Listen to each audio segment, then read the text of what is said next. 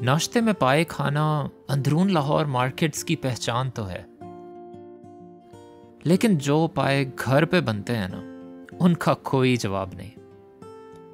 इस डिश की सारी फिलॉसफी स्लो कुकिंग की है, यानी इसका शोरबा जितनी देर हल्की आंच पे पकता रहेगा, इसके फ्लेवर में उतना ही ज्यादा इजाफा होता जाएगा।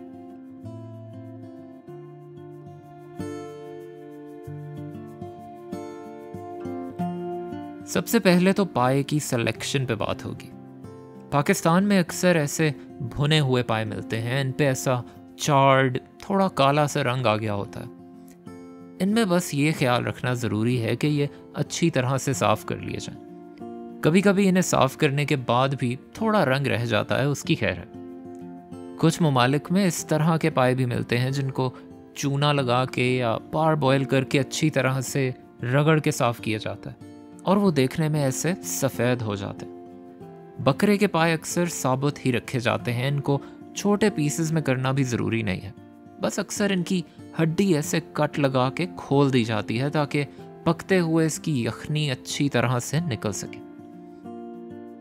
तो आते हैं यखनी पे, और यखनी बनाने के लिए ये पाए एक पतीले में पहले उबाले जाएंगे। साथ थोड़े खड़े मसाले डाले जा सकते हैं, जैसे मोटी इलायची, लौंग और काली मिर्च। इसके साथ चंद लहसुन के साबुत जवे और ऐसे एक छोटा साबुत प्याज भी डाला जा सकता है। इन सब के अलावा नमक ज़रूर जाएगा और इतना पानी जाएगा कि पाए पूरी तरह से पानी में ऐसे डिप हो जाए।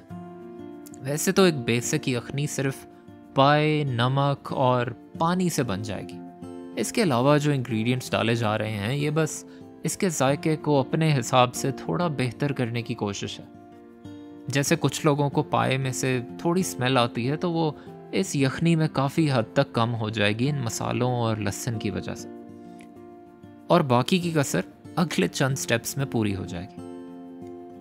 तकरीबन 2 घंटे ये पाए यखनी के साथ दरमियानी आंच पे पकते रहेंगे, जिसके बाद यखनी में से ये पाए अलग कर लिए जा सकते हैं और एक छलनी की मदद से इस यखनी को भी पूरी तरह से फिल्टर किया जा सकता है ताकि वो सब खड़े मसाले और प्याज इसमें से अलग हो जाएं और हमारे पास एक साफ शफाफ सी यखनी आ जाए जिसमें पाए का अच्छा फ्लेवर मौजूद है, मसालों की थोड़ी सी खुशबू के साथ।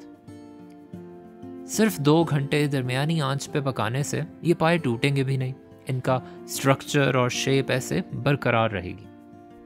अब एक सिंपल सा मसाला भूना जाएगा जिसका आगाज होगा घी को गर्म करने से। उस घी में डाला जाएगा एक छोटा स्लाइस किया हुआ प्याज, और प्याज को कुछ देर घी में फ्राई करके इसमें जाएगा लहसुन और अदरक का एक कुटा हुआ पेस्ट। सीजनिंग्स के लिए इसमें पहले थोड़ी हल्दी जाएगी, फिर थोड़ी पिसी हुई लाल मिर्च और साथ में कश्मीरी लाल मिर्च भी जाएगी, जो पाए के शोरबे को एक अच्छा डीप रेड रंग देगी। नमक फिलहाल नहीं डाला जा रहा क्योंकि हमने यखनी में नमक डाल रखा है, तो बाकी का नमक आखिर में टेस्ट के हिसाब से पूरा किया जा सकता है। इस वक्त डालने का कोई फ़ायदा नहीं। अभी के लिए बस इस मसाले को अच्छी तरह से पकाना है। ये थोड़ा ड्राई हो जाए तो इसमें थोड़ी सी पाए वाली यखनी या पानी डाल के इस मसाले को अच्छी तरह से तब तक पकाना है जब तक ये पूरी तरह से स्मूथ हो जाए। इसमें प्याज या लहसुन के ज़्यादा बड़े टुकड़े ऐसे तैरते हुए नज़र ना आए। फिर बारी आ जाएगी इस मसाले में पाए को भूनने की। किसी भी गोश्त की तरह पाए के लिए भी ज़रूरी है कि उसको अच्छा खासा वक्त भुनाई में दिया जाए, और मेरे नज़दीक बेहतर ये है कि कच्चे पाए को सीधा इस मसाले में भूनने की बजाय ऐसे उबले हुए पाए को भूना जाए ताकि इसमें से कोलेजन और फैट अच्छी तरह से फ्राई होकर रेंडर हो सके। तो इसमें पाए डाल के उनको बहुत आराम से भूनना है ताकि वो टूट ना जाए।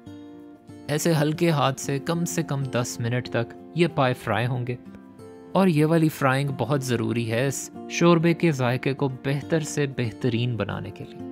यहाँ पाए का कच्चापन कम हो रहा है, वो कैरमलाइज होके थोड़े ब्राउन से हो रहे हैं, और यूँ थोड़ी थोड़ी यखनी के साथ इसको काफ़ी देर भूनने से इसके फ्लेवर में और ज़्यादा इजाफा हो रहा है। भुनाई के बाद इसमें सारी यखनी डाली जा सकती है और इसी यखनी में इसकी स्लो कुकिंग का सिलसिला शुरू कर दिया जाएगा। हमने 2 घंटे यखनी को दिए थे, तो कम से कम 4 घंटे के लिए तो इसको छोड़ना पड़ेगा हल्की आंच पे स्लो कुक होने के लिए।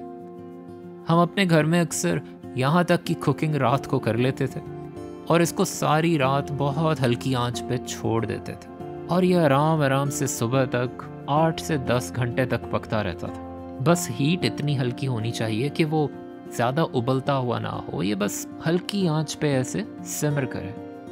इसके बाद बस आखिर में देखना ये है कि इसकी कंसिस्टेंसी हमारे मुताबिक हो। अगर पाए का शोरबा थोड़ा गाढ़ा पसंद हो तो इसकी आंच को थोड़ा तेज़ करके और रिड्यूस कर लिया जाएगा। इसकी कंसिस्टेंसी अच्छी हो जाए तो इसमें गरम मसाला डाल के इसको फिनिश किया जा सकता है।